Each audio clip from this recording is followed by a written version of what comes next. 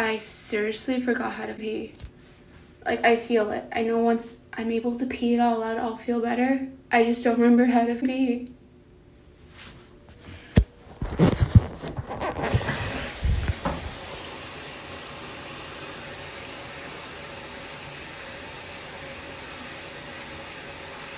Not even the faucet's helping me. It always helps me.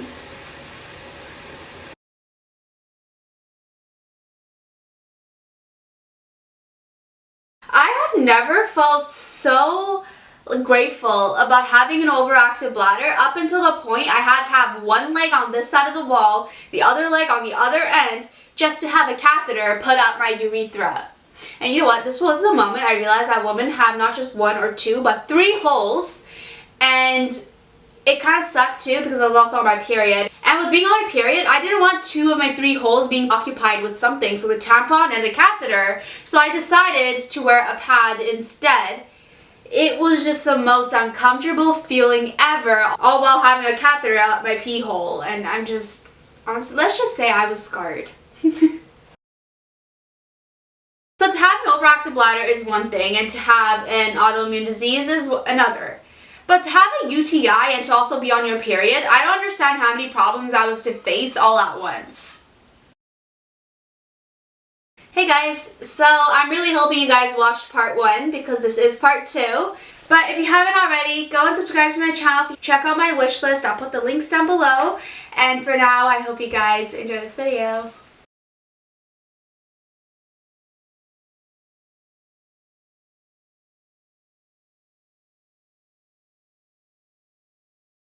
So this is the front.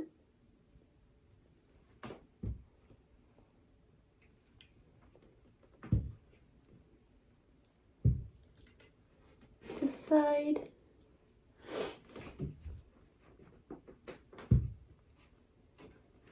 The back.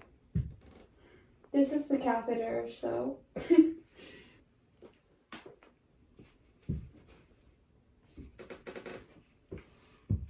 The other side, and then back to the front. I decided to wear the plastic pants one of my friends got me off of my wish list. So if you guys haven't checked it out, go check it out. And I just wanted to say thank you because honestly these are so cute. I really like them. It came in clutch, especially for right now, because I know if I wore a diaper I wasn't going to be wetting it because I'm linked to a catheter at the moment. So the bag is what's collecting all my urine. But I just wanted something to make me smile and feel happy. So I put on a plastic pant because I was like, I still have protection on underneath just because. But also because I'm on my period too. So it's like right now, which is really not my time. Yeah. Okay, so now I just have to turn off the camera, but it's gonna take me a while to get there. Okay, oh. Okay.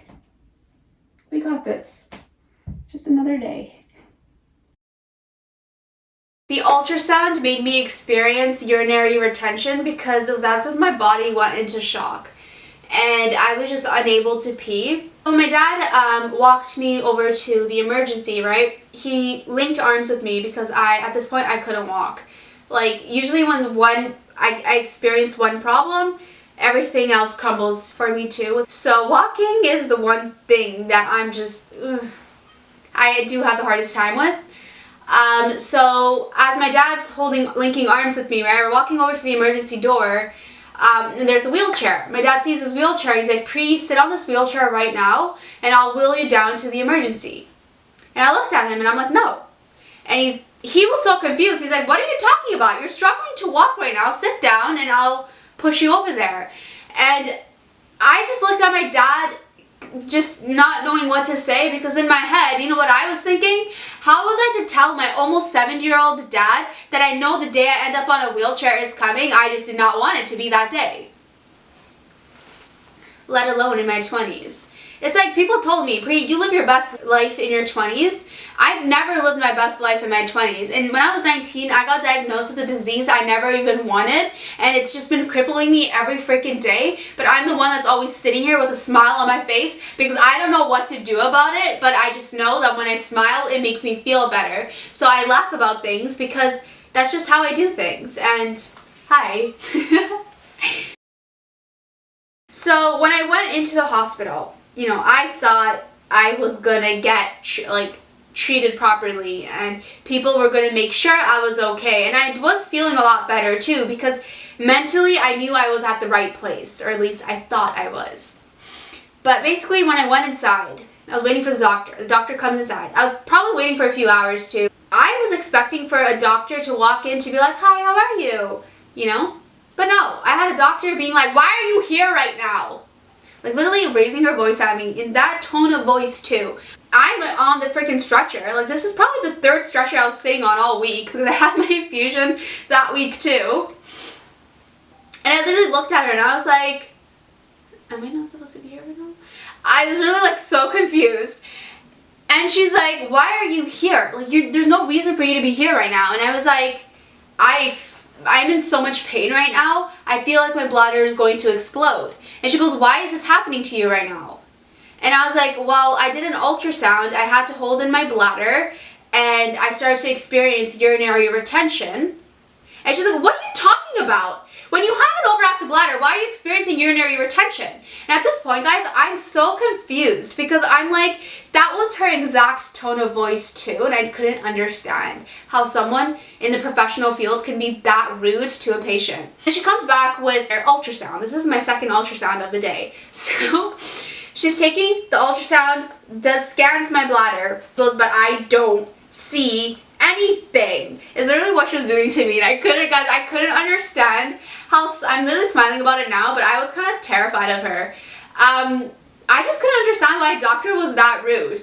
I was really like, I didn't say anything. I was out of words. I just couldn't speak. I was in excruciating pain. I didn't know what the fuck to say. So she just storms out.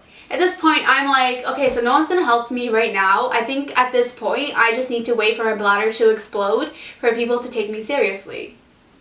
So I'm literally like at a loss for words at this point. And then the doctor comes back in and she touched my belly and she was like, okay, it's really hard right now. It's like, well, no duh, you idiot. I just did an ab workout. And I literally looked at her and I was like, can you please just check one more time? I'm in so much pain. I don't know what to do. I thought you could help me. And I think at that point she felt somewhat bad, or at least I like to think she felt bad. So she did the scan for me again. And as she's scanning it, you could tell she has no patience with me, right, at this point. And she was like, oh, you have 700 milliliters of fluid in your system. And she's like, we're getting you a catheter. Had a nurse come in to put the catheter in me, and oh my gosh, when you guys said it was uncomfortable to have a catheter, you guys really weren't kidding. Oh my gosh, I'm peeing just thinking about it right now. On a scale of 1 to 10, in terms of pain, it was probably a 4. In terms of comfort, it was a 10. It was so uncomfortable to have someone in my crotch trying to put something up my pee hole. And as she's doing it, like I could feel her turning it around. It just wasn't a very pleasant experience, let's just say. And this was quite interesting for me too, because women, when we need to pee, we sit on the toilet. With guys, you guys just pull out your dicks and you just kind of spray in the toilet or some shit, I don't know. But I didn't really understand what it was like to be a guy with a dick until I had the catheter bag and I had to empty it. And when you have to empty it, right, you have to like flick it open so that you can spray it into the toilet.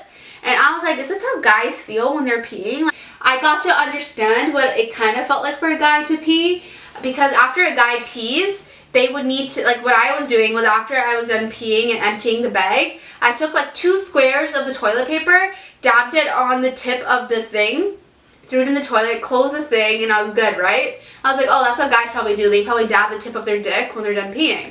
I was like, wow, it's so much easier being a guy, because for me, being a girl, like I need to have like a lot of toilet paper to wipe. It honestly felt like a paper cut that I was not expecting. Like, it wasn't a very nice feeling, but it was out. So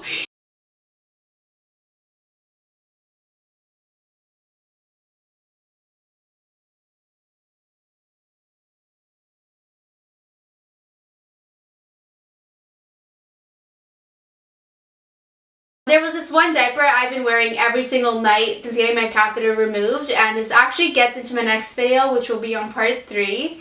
But yeah, that's pretty much it to my video. Subscribe to my channel if you haven't already. Check out my wish list. I'll put the link down below. And I'll see you guys in my next video that will be up in a few days. So, bye guys.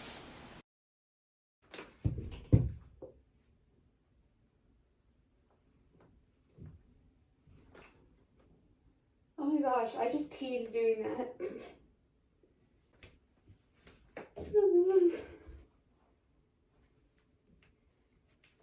To make matters worse, her name was Dr. Pinto. Guys, I used to love my pinto beans, but how am I supposed to have my pinto beans without thinking about this one stupid doctor that honestly scarred me? And I mean, I could have black beans instead, but like,